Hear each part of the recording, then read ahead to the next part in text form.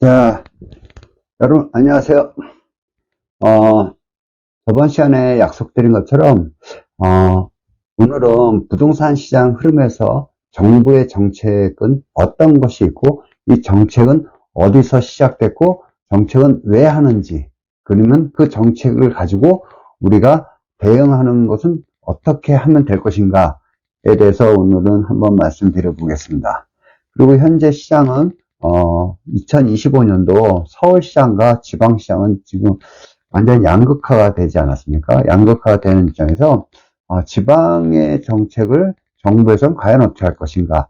그리고 정부의 정책은 어느 정도 음, 그 원칙이 있습니다. 그 원칙을 우리가 좀 기본적으로 알고 있으면 여러분들이 투자하시고 또 집을 마련하시고 또 앞으로의 부동산 정책 때문에 가격이 어떻게 될 것인가를 대략적으로 우리가 감지를 할 수 있을 것 같습니다. 그래서 부동산 시장의 흐름에서 정부의 정책으로 나타나는 현상들을 가지고 국민들은 어떻게 심리적으로 이것을 느낌을 가지고 심리적으로 어떤 반응을 나타날 것인가에 대해서 한번 생각해 보겠습니다. 자, 그래서 부동산 가격과 정부 정책이 반복되는 구조, 똑같이 반복되기도 하고 비슷하게 반복되기도 하고 그 정책이라는 게 그렇습니다. 그래서 지금까지 우리가 어디에 와 있는지, 그리고 이 정책이 어디쯤에 있는지 그 순서가 있거든요. 그 순서가 있고 그 테마대로 움직이고 있더라라는 것입니다. 뭐 저 역시 부동산을 이제 오랫동안 이렇게 지켜본 결과 계속해서 변화가 있더라 하더라도 규제 아니면 강화, 그 규제 완화, 쉽게 해서 강화 아니면 완화했던 것을 언제쯤 하더라라는 것을 우리가 알 수 있습니다. 그래서 앞으로 어떤 흐름이 펼쳐질지 오늘 이 시간에 하나씩 짚어보도록 하겠습니다.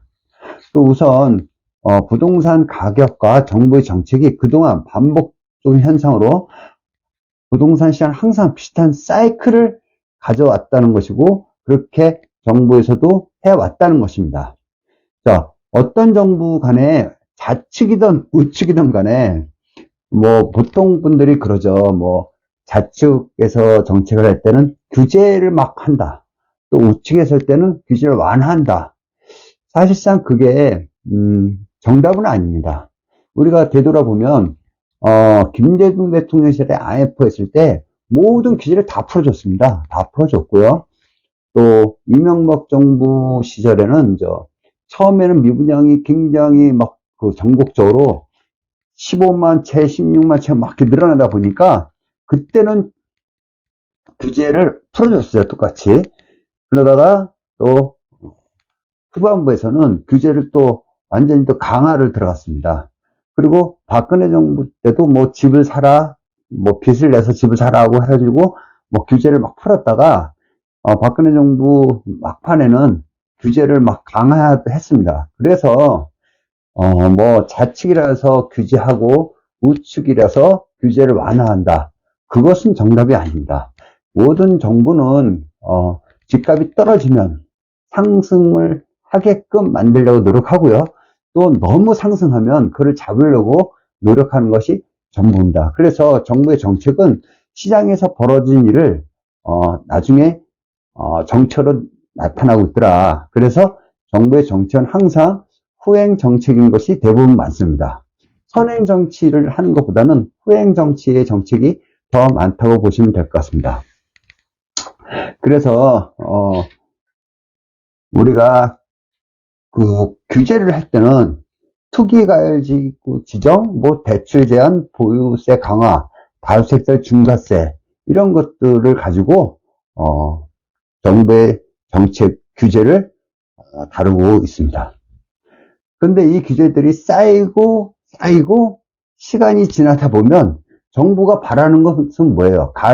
가격이 하락하는 걸 바라겠죠? 그래서 그렇게 가격이 하락하는 것을 바라는 목적에 왜? 너무 올랐으니까 그런 목적의 하락을 유도를 합니다.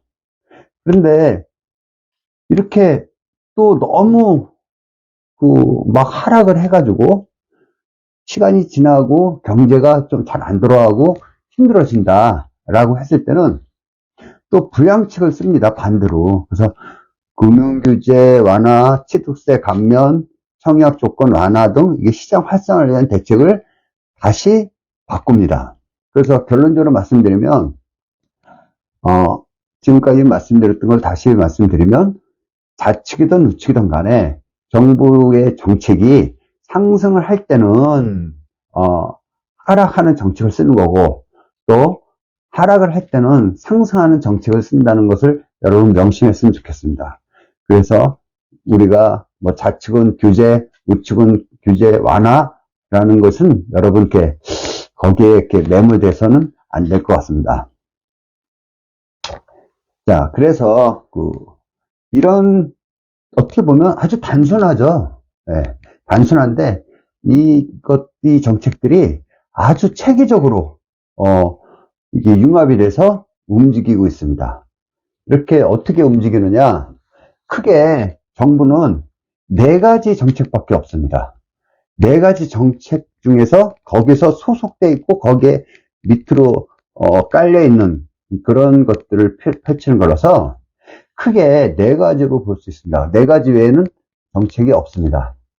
자, 수요정책 잘 들어보세요. 수요정책, 공급정책. 항상 우리가 모든 재화는 수요와 공급으로 나누잖아요. 그래서 수요정책, 공급정책, 그 다음에 조세정책, 금융정책. 이 4가지 테마를 가지고 정책을 핍니다. 그러면은 우리가 공급정책이라고 하면 신도시 개발, 재건축 규제 완화, 집 짓는 양을 결정을 하는 거죠. 그러니까 공급을 계속 해주는 거다 이거죠. 그 요즘에 뭐 재건축을 윤석열 정부에서 하려고 했었는데 저쪽에서 반대하기도 하고 그 전에는 안 했었고 이런 것들이 시대적 변화에 어떤 그 공급에 대한 것을 하고 안 하고 이렇게 해서 나눠지는 거고요. 또 수요 정책은 청약 자격, 대출 한도, 그다음에 집을 사는 사람들이 어떤 사람들이 사는데 특공 뭐 이런 것들이 있지 않습니까? 이런 것들이 수요 정책으로 보시면 됩니다.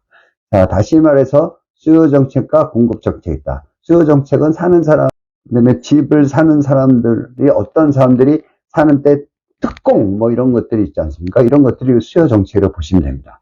자, 다시 말해서 수요 정책과 공급 정책이 있다. 수요 정책은 사는 사람들에 대한 혜택을 주는 것이고 우리가 23년도, 24년도에 특례보금자리 대출이라는 게 있었죠. 그 다음에 신생아 대출이라는 게 있었죠. 이런 것들도 우리가 수요 정책의 하나의 일부분이다. 그 다음에 재건축, 재개발도 이건 공급 정책의 하나의 일환이다. 그 보시면 됩니다. 다음에 또 어떤 게 있습니까? 조세 정책이 있죠. 조세 정책. 그 다음에 금융 정책이 있습니다. 조세 정책이라는 것은 우리가 세금 얘기하는 거죠. 재산세, 보유세, 양도세, 종합부동산세 이런 것들을 조절을 하는 거죠. 그걸 뭐 많이 매기면 강화하는 거고 풀어주면 완화하는 겁니다. 그리고 금융정책은 대출이죠. 대출이고 또 한국은행에서는 기준금리 가지고도 조절이 가능한데 사실 부동산의 기준금리 부동산 때문에 뭐 한다 안 한다 뭐 기준금리 때문에 뭐 기준금리를 가지고 다시 하겠습니다. 기준금리를 가지고 부동산 정책을 한다 안 하는 것보다도 일반적인 부동산 외에 경제를 가지고 기준금리를 따지죠. 그래서 그것도 하나의 금융정책에 들어간다. 그 다음에 LTV, DTI, DSR 이것을 규제하느냐 이런 모든 것이 다시 말하면 수요정책, 공급정책, 조세정책, 금융정책 이 4가지밖에 없는데 이 4가지의 그 밑에 딸려있는 그 대책들이 많이 있어요. 그래서 4가지를 봤을 때 우리가 규제냐 강화냐를 나눕니다. 그래서 이 4가지가 복합적으로 움직입니다. 그래서 4가지를 전부 다 강화 쪽으로 가냐 4가지를 전부 다 완화 쪽으로 가냐는 거죠. 그 중에서 이제 필요할 때마다 하나씩 끄집어내는 겁니다. 그래서 정책은 그렇게 갑니다. 그래서 뭐 이 4가지 측면을 가지고 가는데 그렇다면 제가 여러분한테 두 가지를 말씀드렸습니다. 첫 번째는 좌측이든 우측이든 간에 부동산 가격이 상승을 하면 하락하는 정책을 피고 하락을 하면 상승하는 정책을 핀다. 그게 김대중 대통령 시절에도 규제를 완화했었고, 또 이명박 정부 시절엔 초창기에는 완화를 했다가 후반부에서는 강화를 했고, 또 박근혜 정부 때도 처음에는 완화를 했다가 막판에는 또 규제를 강화했었다고 말씀드렸습니다. 그래서 좌측이냐 우측이냐를 따지지 않는 것이 원칙이고, 정부는 상승을 해도 걱정, 하락을 해도 걱정입니다. 그리고